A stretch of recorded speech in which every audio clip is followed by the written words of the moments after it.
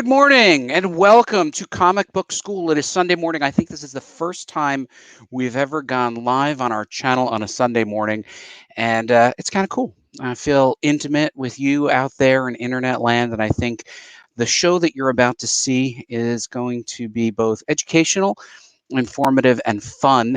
We're going to see some great faces, people that you've seen their names, but you maybe have not seen their faces just yet. We'll be talking a little bit about what it takes to make an anthology. And but first, a little bit about what today is. Today is the second day of the Inbeon Con. If you are out there live with us, it is inbeoncon.com. There is a complete day of educational panels designed specifically for the needs of independent comic creators like you. And you should go check it out because there are a lot of different comic book school related panels, both today and if you missed anything from yesterday. And each one of the pages or panels rather at inbeon.com links to individual YouTube pages, so you'll be able to discover the YouTube pages or Facebook pages or Twitter accounts of all the other people who are participating in this. So it's pretty exciting stuff. And a big shout out to Sebastian Bonet, who's been organizing this behind the scenes. Thank you so much, Sebastian, for including us in this exciting portfolio of educational resources. And also, speaking of educational resources, I should note that Comic Book School you can find at comicbookschool.com. And once or twice during this podcast, we'll reference something called the message boards or the forums. And you can find those at create.comicbookschool.com, where we are interacting with each other in a private message board designed specifically for people just like you. We talk about the craft and business of making comics. We're off the main social media platforms, which can be shut down at any given time, or you can be booted off. And you know what? It's our own little place where we actually build our own comic books and our own community. But that's where it leads to, which is to say we, during the pandemic, built our first anthology, which has so far won 3 awards. I'm proud to say about our community pulled this together, and our editors and leadership team put together a wonderful anthology. And the idea was to give creators just like you your first published credit or second, or expand your universe. Everybody owns their own characters and intellectual property, and then give you an opportunity to meet other creators, a little bit like Creator Connections, which we run every year at San Diego Comic-Con and other cons around the world. But what we're about to do is introduce you to the team that put together the first anthology and is working on the second annual anthology. That's right, you heard it here. We will be doing this once a year, giving new creators an opportunity to get their first published credit, or people who have contributed to previous anthologies, or people who just have IP or something that they want to contribute. We do both comic book pages and prose. So that's the intro. I hope that you're still here with us, and I want to introduce you to the complete team. Team, please come on, and I'll introduce you one by one. All right, so again, my name is Buddy Scalera. I'm the founder of Comic Book School, and what I'm going to do is go round robin and introduce all of the people who are on. Because of the internet connections, I'm going to go first to Cat Dad, because you never know when we might lose connection with the man in costume. His Cat Dad, his real name is Rob Anderson, and he is the publisher of Cat Dad and Supermom. And Rob, introduce yourself and tell them where you are, actually. I'm coming to you live from Southwest Florida Comic-Con. We are out here talking about Cat Dad and Superman, talking about Comic Book School, talking about comic book greatness. Thanks so much, Rob, for dialing in. And we absolutely love your own cosplay for your own characters. You look great. Give us a thumbs up. I see the whole family there. Thank you. Dee Alley, one of the editors and perhaps one of the most pivotal people in the anthology. Tell them who you are and where you're dialing in from. My name is Dee Alley. I'm the editor on the first anthology, along with some of my fellow co-editors here. And we're currently working, like Buddy said, on the second anthology, dialing in from actually North Carolina. just 10 minutes from the beach. So it's nice and bright and sunny here. There's literally the best light space that we can get in the house. So looking forward to talking about all the stuff that we do. Thank you, Dee. And it is worth noting that Dee has also exercised her muscles in writing, animation, and illustration, all expressed here in our anthology. And speaking of flexing muscles, there's Kris Burgos there. Kris, why don't you tell them who you are and where you're dialing in from? My name is Kris Burgos. I am coming from New York. I'm in the Bronx right now. I am the managing editor on this second Panel 2 Creative Connections anthology, and I'm a writer. Been working with these cats for over a year now, between the last anthology and this anthology, and it's just been a lot of fun. I currently run my own comic company, Tales Beyond, and I have a couple of labels, Teddy's and Run, many more coming. But yeah, that's about it for me. And Kris, for your debut in the anthology, you are the recipient of an award. Tell us what that award was. My short story in the first anthology, Ragnarok Come, went on to win Best Short in Anthology for 2020 from the Independent Creator. Wait a minute. How do I say it exactly? Independent Creator Awards. Thank you. Independent Creator Awards. I'm making sure that there aren't there's so many long names that they all get kind of rewired a little bit. But yeah, Independent Creator Awards that my man Cat Dad up here helps put together. Yeah, through them, I won Best Short in the anthology last year. Congratulations, Kris, and thank you so much for joining us. And now to A.A. Rubin, our other editor who wears many, many hats at the comic book school. Without him, we would not be on today. A.A., tell them about yourself and where you're dialing in from. Hi, I'm A.A. Rubin. I'm one of the editors of the anthology along with Dee Alley. I'm also a writer in a wide array of medium, ranging from comics to poetry, literary fiction, science fiction, fantasy, all of those kinds of things.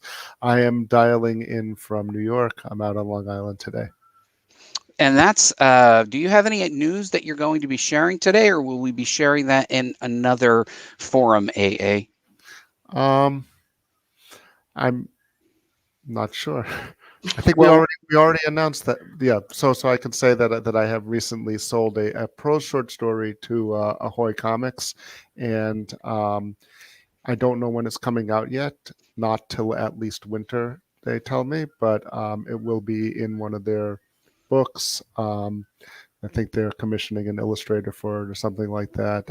But it'll be one of their books, maybe sometime this winter, but definitely soon. And worth noting that came about in part because Comic Book School hosted Tom Peyer from Ahoy Comics. We interviewed Tom, and he twice, that's right, Dee, and he told our community exactly how to submit to Ahoy Comics, and we encourage the community to submit. And that's what you get when you subscribe to the Comic Book School channel. You get an opportunity to hear directly from editors and publishers who are looking for material from people just like you. And A.A. Rubin stepped up, followed the submission guidelines, and congratulations on being published at least somewhere in the future from Ahoy Comics. Thank you. And I think that it's worth noting that it's not just the submission guidelines, because you could find the submission guidelines online. It's actually listening to, Tom Peyer said what kind of stories he liked. He said the types of things that he was looking for. And what I ended up submitting to him was based on listening to, especially in the second interview that you did with him, where he gave you kind of the aesthetic of what Ahoy does and what they publish. So I would not have necessarily chosen that piece to submit had I not listened to the interview that you did with Tom. So it was really instrumental in actually getting that story out there. Thank you, AA. But the credit is all yours. Those of you who are wondering what AA is talking about, click the like, follow, and as Kat Dow will tell you, the alert button, so you see all of the new interviews that we have coming every Tuesday. We own Tuesday evenings. By the way, we will be having on this coming Tuesday Jimmy Palmiotti. But a little bit more about that at the end of the episode, so stay tuned. And last but certainly not least, Jack Holder. Tell them who you are and where you're dialing in from, and then we'll kick off the show. Hi, my name is Jack Holder. I'm a fantasy writer and editor. I've been blessed to be in both comic book school anthologies, as well as done a couple of my own as editor.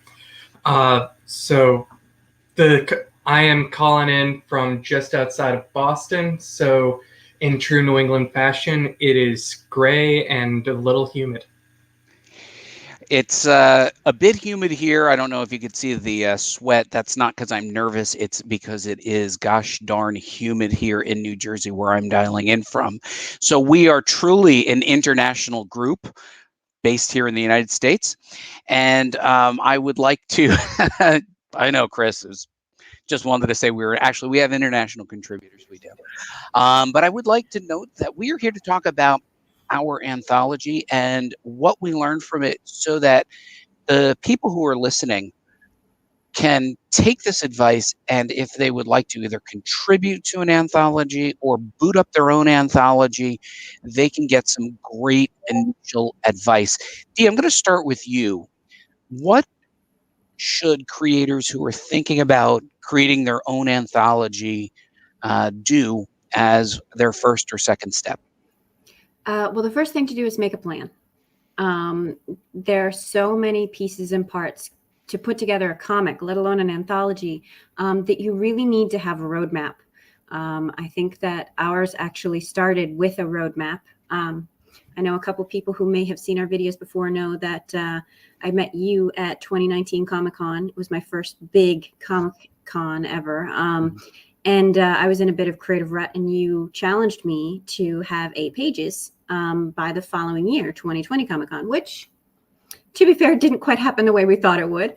And so I basically went home and I wrote myself a schedule, and I sent it to you to see if it kind of made sense, and you thought it was a good schedule. And we made some edits to it, made sure that it sort of made sense and it would work. And then you asked to share it with the community, and we shared it with the community, and we created the 8-page challenge, which at first it was really just about making the comic, about actually creating 8 pages. But as we started to see the stuff come in and how good it was, and how, how professional and sort of great the stories were and great the artwork was, we decided to make the anthology and publish it. So ours was kind of roundabout in that we had a schedule, but we didn't necessarily have a plan. And I think that a lot of our production process sort of pitfalls and mistakes that we learned from could have been, I won't say avoided completely, but I will say a little better planned for, a little better expected or dealt with when they came up by having that plan. So I think that's always the first step, is figure out what you want to do, when you want to do it, and how you want it to be done. You're muted, buddy. I think it's great to be muted when you have something to say, particularly when you're just agreeing with the person who just spoke. So I agree verbally and mutedly. No, I think it's great to have a plan, but as any great plan, we just moved with the tide, right, Dee? Like initially, this was not planned as an anthology. It was planned as a challenge specifically for you, and then we thought it could be for other people, and then at some point we just said, well, I don't know, let's include other people. And I think when I think of somebody who's inclusive, Cat Dad, who's also better known as Rob Anderson, who runs quite a few different websites for independent creators, was instrumental in bringing in additional voices and making sure that people got an opportunity. And his story alone had something like 8 contributors. Rob, can you? 8 artists. 8 artists. There were more than that for contributing to his individual piece. That's a great point. And Rob, can you just talk briefly about what it was like for you to coordinate multiple talents and still meet your deadline? You ever look at a box of kittens and see them all playing their own different ways? That's basically how it was. Box of kittens, all going crazy, but trying to get them together, be on time. We actually lost 4 artists in the middle of it due to COVID stuff, and we had to pivot and make it work, and we did. We never looked at it as a failure moment. We put out something I think that's beautiful. It's one of the most precious things to me, and I'm very proud of what we all put together despite how hard it was.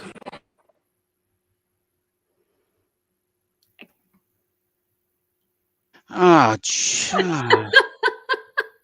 Good morning, Buddy. it's Sunday. It's really important to note that it can seem chaotic when you're in the process. And it's really important to note that.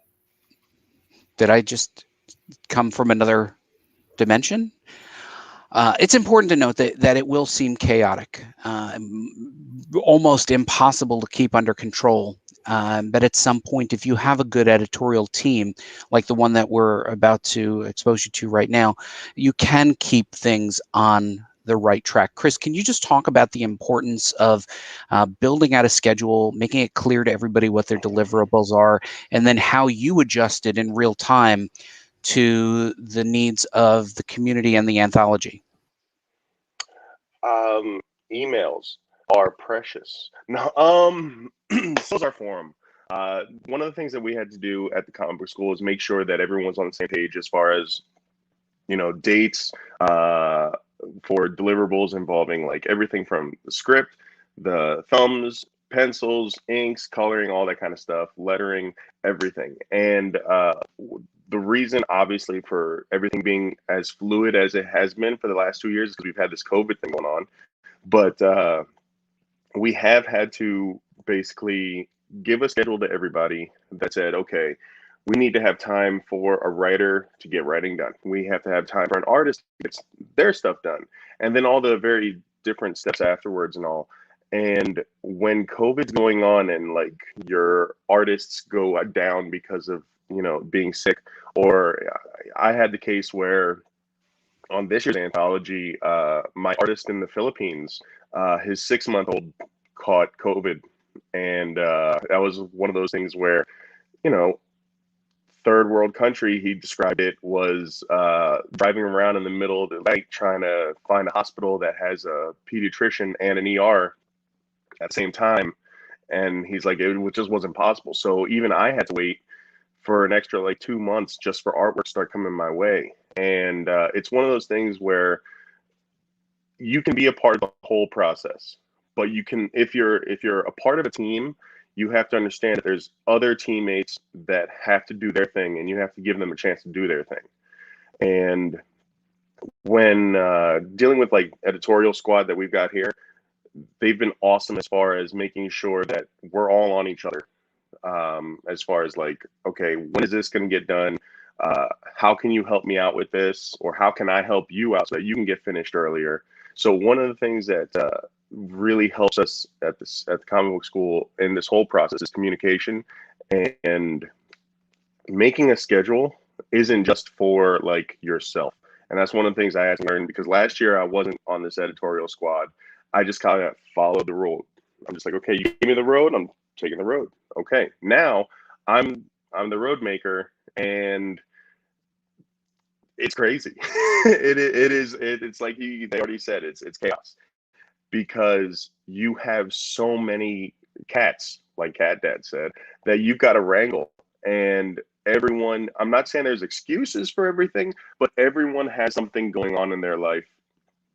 And an anthology, it's with a regular like single issue comic or something, you're dealing with a small squad. When you're dealing with the anthology folk, there are so many squads and so many different stories going on at the same time. You got to have leeways to what has to get done when exactly or whatnot. And being able to come up with a schedule that was functional for everybody, have some wiggle room in it toward the end of the process. Like right now, we're in the middle of, I think, pagination. And we're finished wrapping up editing on all the stories. And we've given ourselves a solid like month and a half, 2 month buffer almost, just to get that done. And in case there was any more pushbacks. So, Kris, that's great insight. AA, I want you to build upon this.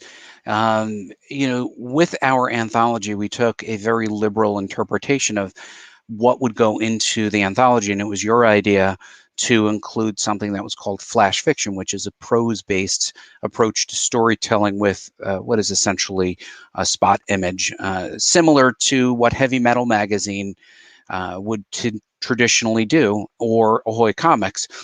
Can you just talk a little bit about how to create a mixed bag and yet still have it feel holistically like a single package?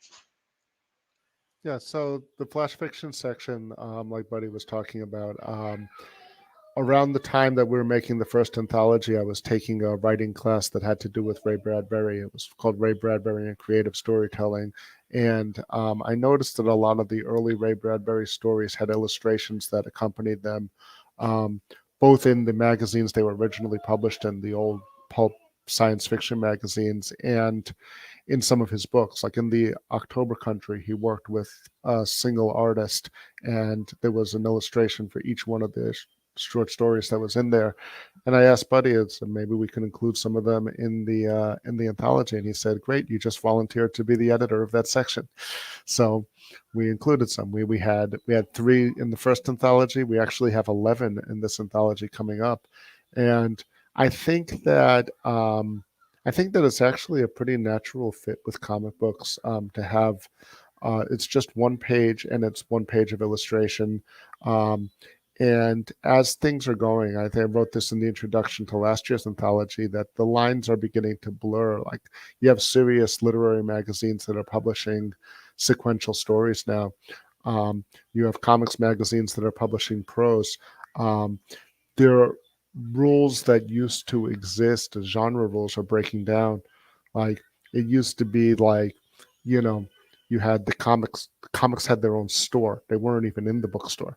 Now every bookstore has a graphic novel section, right? It used to be that you had to worry about where someone was shelved. If it was someone like Kurt Vonnegut, would he be in science fiction or would he be in literature? Whereas he was shelved in literature and Ursula Le Guin was shelved with sci-fi, and there wasn't really a real reason why that would be. But now all of those barriers are breaking down. Literary people are doing speculative. A lot of like Ta-Nehisi Coates did a Black Panther story recently. Like, he did a run on Black Panther, and that's a big figure in the literary world who's doing comics. So the way things are going, there's not as much of a division anymore. In terms of being in the anthology, though, there's certain things you have to take into consideration.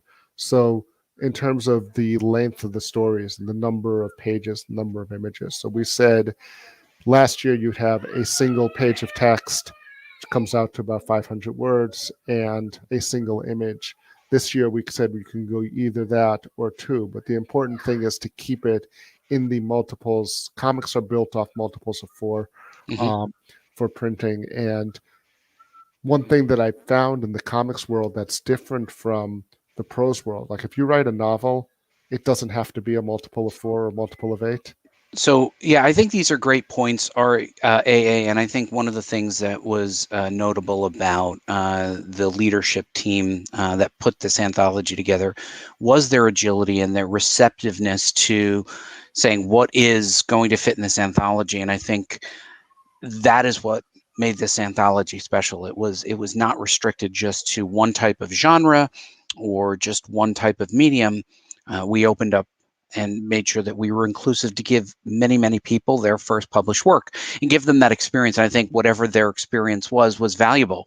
Now, speaking of experience, Jack, you've contributed to both anthologies. You've recently kickstarted your own project and have edited some other anthologies. Can you just give an initial overview of some points that are worth touching on related to what we just discussed, or even expanding a different area? So expanding on this, one of the things that I love that Buddy and Ari keep touching on is the ability of anthologies to go into areas that would not be as quote unquote commercially viable. My two anthologies that I did that I know as Ari's got the piece up from the first art book behind us. Mine dealt with interfaith conversations, not promoting one religion above another, but actually having conversations. It's really hard to sell that to a Marvel or a DC or even a Random House or Penguin of like, hey, we're coming in here with the agenda being conversation, not conversion. But the benefit of anthologies, and especially independent anthologies, is you get this opportunity to actually start thinking about things that you want to do, but have always been scared that no one's going to buy it. If you're running your own anthology, like here, I always say you have to be willing to do the thing that you really wanted to write yourself, that you wanted to see more of, because then you're going to add that extra bit of passion. You're going, as editor, you're going to be the one that's like, all right, I'm going to send that weekly email to 50 people, and I'm going to respond to everyone who responds to it. And we're going to keep that up because you're doing something that you are passionate about. Yeah, and you know, I think and speaking of passion, one of the things that we were open to doing in the anthology, and I'm going to be taking this to Cat Dad Rob Anderson to comment on, is the idea that we started off with the idea that we would do fiction, that we would introduce original characters if somebody wanted to, and then they would own their own characters. Rob, while others were taking a fiction approach, you took more of a personal journey, using it as a graphic narrative for your experience in comics. You want to just talk about what the anthology opened for you and how you approached your story? Maybe even just give a quick intro of what that story was. The creative journey was literally me going through my creative journey. It showed the ups, the downs, the goods, the bads. I wanted it to be something when they read this, they were inspired to do their own story. They wanted to be part of the second one and the third one and the fourth. See the value of comic book school, because comic book school played a huge part of my creative journey. And I was able to showcase how powerful it was. And yeah, now I'm dressed up here to show. Imagine if I had got comic book school, an accountant or something. But no, kidding around, it's been a wonderful journey. I've loved every step of it. I've loved all the energy. I've loved going. And I wanted to show people that it's a great journey, but it's a hard journey. When you're hitting the wall, it's okay. We all do. It's not easy for all of us. I know a lot of people like, oh, you made it, you broke into comics. No, comics broke into me, and I just survived. So I wanted to show that side of it.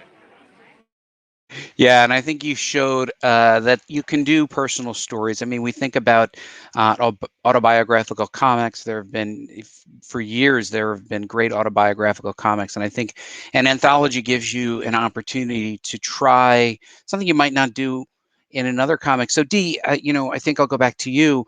One of the areas that ended up being the path for publishing for you was just this basic love of a genre, pirate stories. And you know, there's not a lot of pirate anthologies out there, but I think what you did was just said, you know what, I'm going to tell my story and do what I want to do. Can you just talk a little bit about realizing a personal dream of starting to tell pirate-based stories? So I love pirate stories.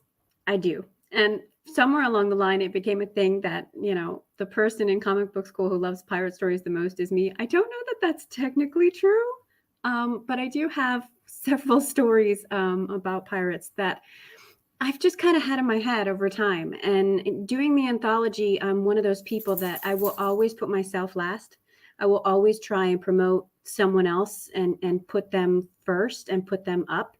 And so in doing the anthology, I think I spent more time corralling the kitties and making sure that everybody else's ducks were in a row. And then we got to the end and I was like, oh, I work on my own thing.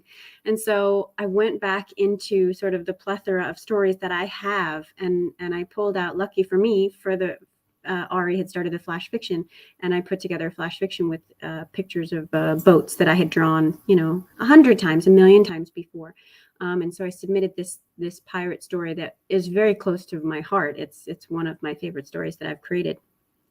But in doing so, I kind of realized that, like, one, I've become the pirate story person in comic book school, which is cool, but there are other interests. And two, that I need to make myself a priority. Like, if you really want to make comics, I mean, some people do things as hobbies. Some people do things. If you want to break into comics, if you want to really be here, you've got to show up, you've got to do the work, and you've got to put yourself as a priority in your life to get it done. A lot of people have day jobs. A lot of people do this, after hours. Lord knows Ari stays up till like 3 a.m. in the morning after taking care of his kids and his family all day. We all have things that we do to pay the rent. But comics is something, like Rob said, you have to work for it. You have to push for it. You have to make it a priority in your life. And that's something that I learned, like, maybe it's that, pirates sort of take what they want when they want it, and I need to learn to do more of the same. So. Yeah, and I think, Kris, I want you to just talk a little bit about how you took your initial idea, which I think first appeared here in Comic Book School in the Anthology, and then started to grow it out into your own publishing imprint, and are now expanding your audience and base. So I've been writing comics or whatever for the last like 8 years or so. And when the opportunity came to do the anthology, it was one of those things where this is a chance for me to actually dive in and make a real comic. This is a chance for me to, really get it done. Because before, the last like 8 years, it's like I was writing, but I remember that one of my stories, Teddy's, I had an awesome artist work on it, and I had 8 pages. It was a nice short story, but then I let it sit there as like a resume piece. I was like, look, I can do this. And it really hurt me a lot, because I didn't realize that I should have been taking it to the next level. I should have been trying to promote it. I should have been trying to like get out there with it and everything. And with the anthology, I was able to make a second chapter to that story. And having that ability, the flexibility of someone else saying, we'll publish your story, you just got to do it. It made things a lot easier. And I remember my wife basically kind of pushed me a little bit harder. She was like, okay, you've got this anthology piece. What are you going to do with it? I was like, well, I don't know yet. I can continue going further and doing more anthology pieces or whatnot. And she just kicked my tail out the door, almost was like, here, let's keep making comics. You're good at it. And let's start building up these stories in other ways. And so that's where Tales Beyond came from. I started an entire label just from, the little push that Comic Book School gave me, and then the bigger push that the wife gave me. And it was fun to see where like something like a smaller contained idea was able to really branch off just because of an opportunity that I've got that's sitting in front of me. So yeah, that's pretty much how a lot of my ideas and stuff, because this year's story that I've written, The Corrupted is a film script that I wrote, I want to say back in 2015 or something. And I was like, I got to get this off the ground somehow. And again, another opportunity. I built it. I created it as a comic, and it's going to be in this year's anthology, and I can't wait.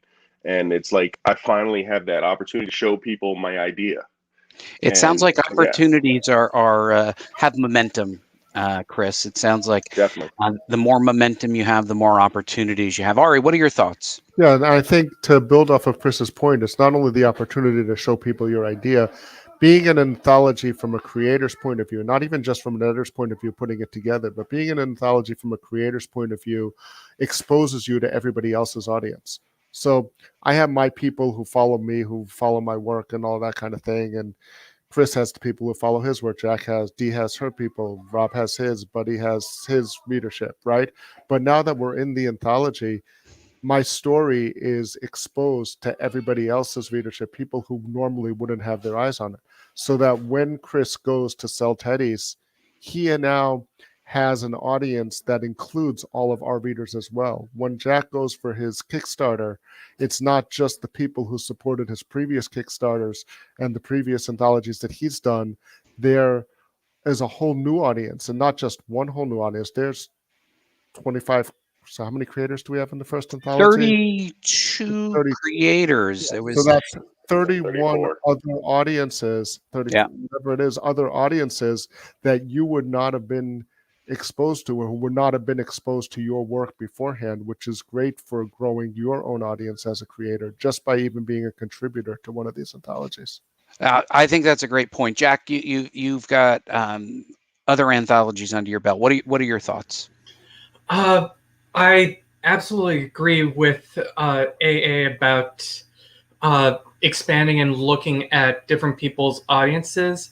But I also want to say that anthologies, I think, are some of the best learning experiences about the ropes of being a professional creator. I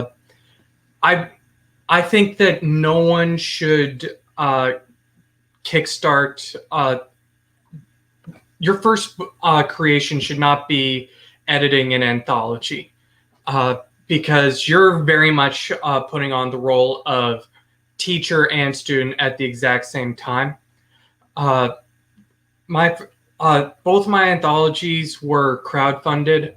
Why Faith was on Indiegogo, and The Great Commandment was on Kickstarter. And with both of these books, it was figuring out how to inspire both your audience and lead the creators, because you're trying to figure out just how each of us work, how each of us promote. There are creators out there that can't do certain things, like we can't post every single day or every single hour, but they can do sketches and the like.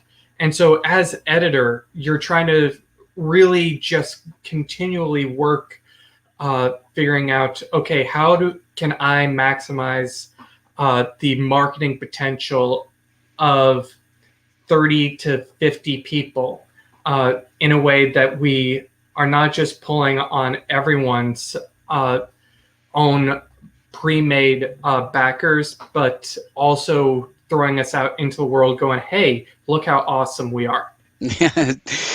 I think that's a great point. Rob, I think you had a thought on the submission process and the value of working in one of these anthologies. Did you want to touch on that, Cat Dad? Oh. Hey guys, really quick. First off, anthologies are great for pilots. It's a way for creators who are established to go into an anthology and show off something they've never done before. Another thing is it really gives you exposure to new creators, your team. You get to meet new people. Those relationships can last a lifetime and actually expand your career in ways. And the third great thing about anthologies, and this is very important, it allows everyone to show their work to a new audience. We all train audiences in anthologies. That's something not mentioned that's super important. So I think anthologies are great. You just have to run them right. I think to build off of what Rob was saying, that we had a really unique submission process for this anthology that was different from a lot of other anthologies, where many times in an anthology, you submit either a story or an idea, and you're either accepted or rejected at the outset of the process. And we didn't do it that way. We said we will take whoever can do it, whoever can go through this process and finish a comic according to our schedule with the resources that we give you, will end up in this anthology.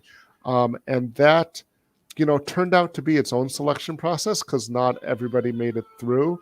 But for those people who did, it was kind of the culmination of the educational programs from comic book school. It's like, this is your thesis or your paper that you need to write for. It's not really graduation, because you don't stop learning, but it's like you've gone through the process of learning how to do this, starting with the panels, following Buddy's blogs every week for each of the processes, and then you have to show that you can do it yourself by making your own story and getting it published in the anthology.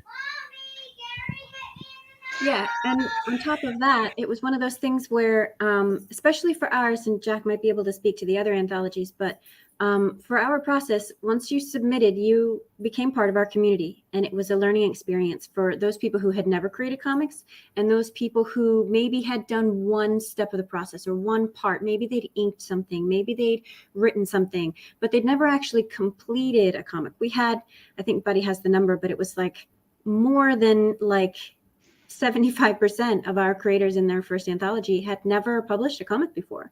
So it's learning the ins and outs of that, but also because we had our community and because we have our forums, if you got stuck, if you did come up against some sort of life issue and you had time issues, you had, whatever it was, we were there to support you. Like, we have this entire community, not only to teach and learn how to create comics and how to publish the comic and how to get in the anthology, but if you came up against a roadblock, we were there, and Rob sort of spearheaded a lot of our newbies and helping them get the information that they needed to continue. So I think that being part of an anthology, especially if you haven't created before or if you're just learning, is a great experience because you are part of a very large team and there's lots of hands to help you out if you get stuck.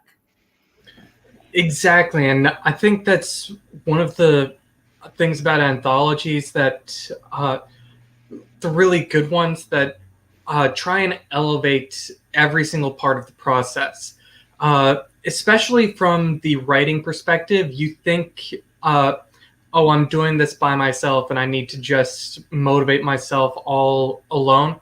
But once you're in an anthology, as editor, you're like, I need to make sure we have a Facebook group that's just private. I need to make sure we're communicating with each other. And you're trying to say, please just keep submitting. Don't just submit your finished comic. Submit the rough idea, the outline, your character ideas. Because an anthology gives you dozens of hands working on this, trying to help. Oh, yeah. What if we did this instead of that? Or this doesn't really work for me. Can we review it more? I went with a more traditional, quote unquote, process of submissions and then reviewing and working with everyone. But again, the vast majority of anthology submissions are from first-time creators because they're realizing, hey, this is how I get my foot in the door, is trying to actually start build up my portfolio and learning from people who have been there. Yeah, and I think, Jack, for a lot of people who are doing this for the first time, so if you are considering publishing your own anthology or are participating in anthology, remember, it's not just the work, it is the emotional part. People will relatively think that making comics are relatively easy, and you'll find that it's not a sprint, it is a marathon.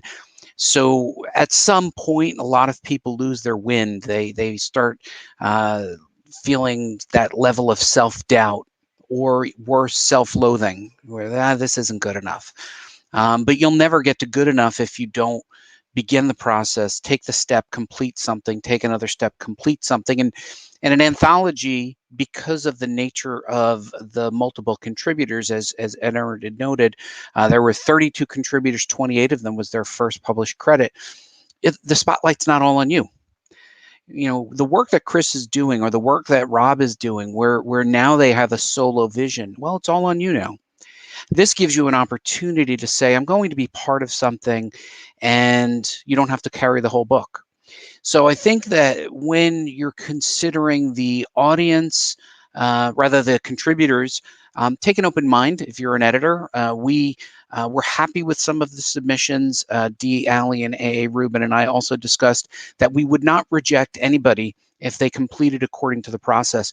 And that was important for us because we wanted not to be an anthology that was exclusive. We wanted it to be a learning exercise. So our mission, and I'm going to ask Kris to comment on this, our mission was to educate and to give people that first published credit, not necessarily be the arbiter of taste or quality. Now, we were lucky because the community exchanged and pushed each other. Our editors gave suggestions on how to make the comic better. Yes. However, the underlying goal was education, and we fulfilled that goal by giving people that experience. Kris, what are your thoughts? I was actually going to say that describing it like it's a marathon is really accurate. And I would even say it's in the case of the teams where you have like a writer, an artist, inker, and all that, as opposed to the one creator who can do it all, because those are very rare. But when it comes to the teams, it's also like a relay. And when you are done with your section, and you can That's right. when you can pass on the baton, it's like, oh wow, it's a relief. And the fact that Comic Book School does it as a community, and where people are constantly posting up what their current progress is, or these are the pages that I've just roughed, and then people follow it up after with comments on, okay, this angle doesn't work because you're blocking what you should be showing from another angle or something like that. And that feedback, that constant community editorial feedback is definitely what makes the Comic Book School experience a little bit more different than what I would imagine is the normal anthology experience. Yeah, and I think one of the things that, and right here are the forums, is where we comment on each other's anthology. You can join now and begin to build your personal network and get ready for the next anthology. I think it's worth noting that when you are doing an anthology, it's very, very, very important not to think that you're here to surprise the other creators by keeping the final twist or that O. Henry twist at the end from them. No, these are the people who are going to test you and push you and say, that O. Henry twist isn't working. You need to back up and foreshadow on page 3. That's really important. And it's hard to do because we all want to surprise everybody. It's just not going to happen. It's better to fail in private with your collaborators than to fail once that book is out there. So have the confidence that you don't need to surprise everybody, and also take feedback, good, bad, and otherwise. That feedback is yours to process. We didn't require anybody. I remember a specific piece of feedback that I had given Kris about certain language cues that were in a part of his Teddy story. He didn't have to take it. It was quite literally a suggestion, and I was the publisher, but I was saying, hey, here as a peer, we're equals. We're equals, and then this is you making the final decision. So I think have the confidence to work a community. I'm sure Jack knows that it's really hard to do this without a community, because then everything's over email. So our message boards are a great way to communicate. We're running low on time. I'm going to prompt each one of you for some final thoughts. But I know there are other Comic Book School related activities that people can be tuning in to see today. Can you just touch on what those are today? Yep. So we actually have a lot of Comic Book School affiliated people doing panels or appearing on panels in Inbeon Con later today. I myself will be on a panel called Creating Compelling Characters at 1 o'clock. At 2 o'clock, we have Maryam from Maryam Marks doing 5 senses for marketing, a panel that she did. A similar panel at Eternal Con that went over very well. She's doing that again on her Facebook page.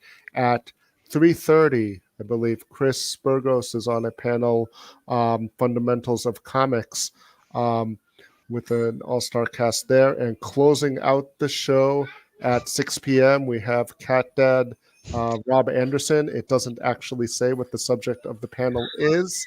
So I guess either he'll tell us or you'll have to tune in to find out. Yeah, Rob is going to be doing something. We don't know what that something is, but I am sufficiently intrigued to know that it will be entertaining and informative, to say the least, and usually very inspiring.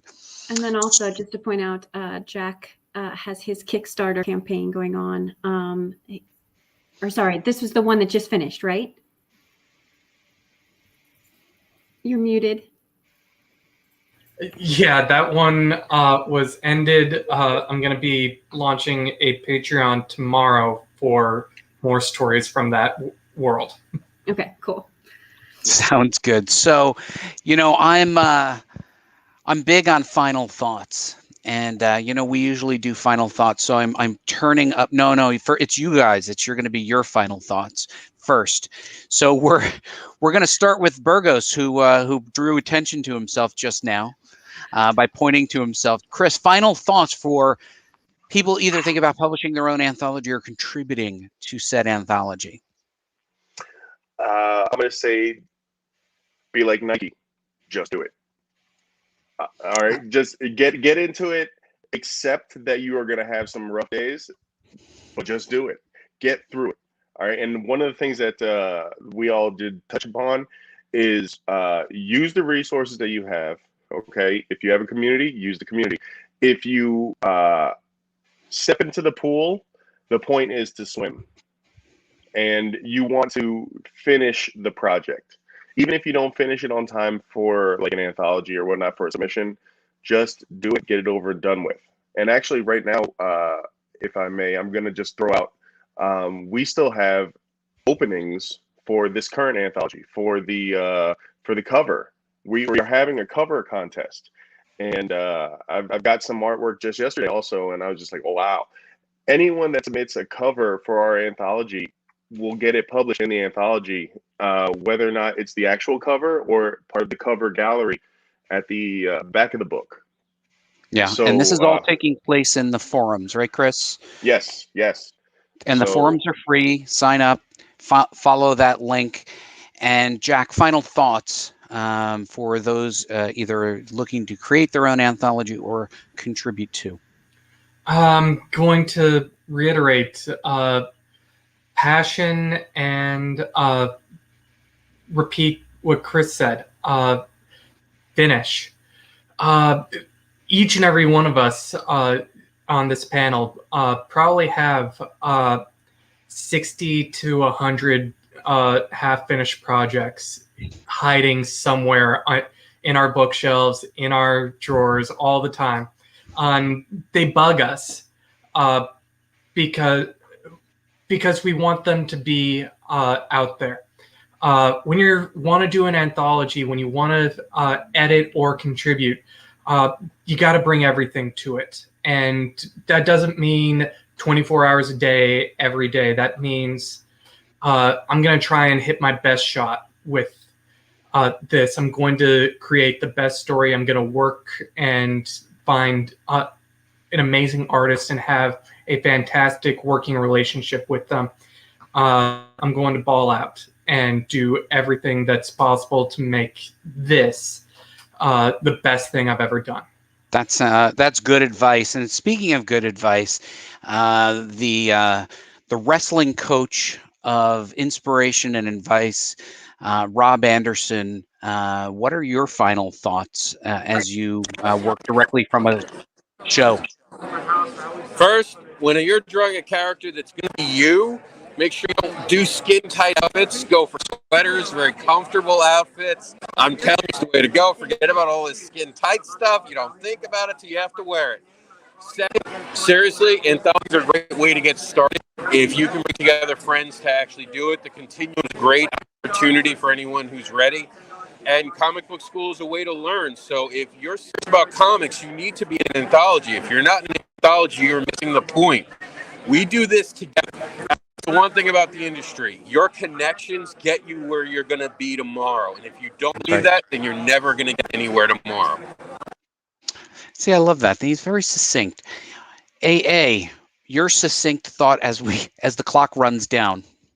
I'm just going to repeat something that Buddy always says, which is you go to all these cons, and now that they're coming back, they say, what did you work on? What do you have out? Right. And even if you're behind, even if you've had a lot of people have had a lot of issues over the last year or two, year and a half, anthologies are a great way to get work out there and say, yeah, what do you have? I'm in the comic book school anthology. I'm in the Arcane Industries anthology, right? I'm in these anthologies. You can get them in these books at these tables. It's a great way to get something done and to get it out there. Yeah, that's right. Final thoughts, D. Alley. If I can unmute. So I think the anthology was not only a great way to get into comics, but it was a great way to network. There's a reason that we called it the Creator Connection Anthology, is because we met so many people. Like, we were quarantined in COVID, and we still put out this anthology with 144 pages, completely free download of excellent work. And we made these connections. Like, I met all of these people and really became friends with all of these people doing this anthology. So it was about creating the comic. It was about learning the business, doing the production, but like making these lasting friendships. These people will be my friends for life. And I find that really like helpful, because I know that at any given time I can go to the community forums and get feedback. At any given time I can chat one of these people, I can call them up, I can send them a quick email, and they'll jump on a call and help me out, or I can jump on a call and help them out. And so it's really that sort of community. Rob says all the time, like, we rise together. And Buddy's constantly saying, like, this is a networking industry. Like, it's who you know. And doing an anthology gets you to know more people. And finishing anthologies helps people understand that, like, you can do this. Not only for yourself, you can do this, but also everyone else now knows you can do this. That's a great point. So thank you to all of my panelists today, D. Alley, Rob Anderson, Jack Holder, A.A. Rubin, and Kris Burgos. Thank you so much for the production work on the anthology, and also for sharing your knowledge with the next generation of anthology publishers. So my final thoughts. We do this out of passion and love, and we want you to get the best educational experience. The best way to do that is to join our message boards and our forums, and of course subscribe to us on YouTube. Every Tuesday we'll be having new guests and or just thoughts like this, where we randomly provide educational resources. So this coming Tuesday will be Jimmy Palmiotti on August 31st at 8 p.m. Eastern Standard Time. I hope you join us for that. It's going to be a great conversation, and we're already lining up other creators who will be talking about the craft and business of making comics. Our mission at Comic Book School is to share experiential education and community-based. One of the messages that I provided constantly to all of the people who were contributing to this anthology was this: if you want to go faster, go alone. If you want to go further, go together. Anthologies are a way to go further because you're all working together, and it's like living in a large family. It's not just you, it's the dynamic of everyone else and all of those relationships. That discovery process makes you stronger, makes you better, and helps you to go further. We thank Inbeon Con for giving us time in their schedule, and we look forward to watching all the other Inbeon programming for the rest of the weekend. My name is Buddy Scalera. I'm the founder of Comic Book School, and I'll see you on the message boards.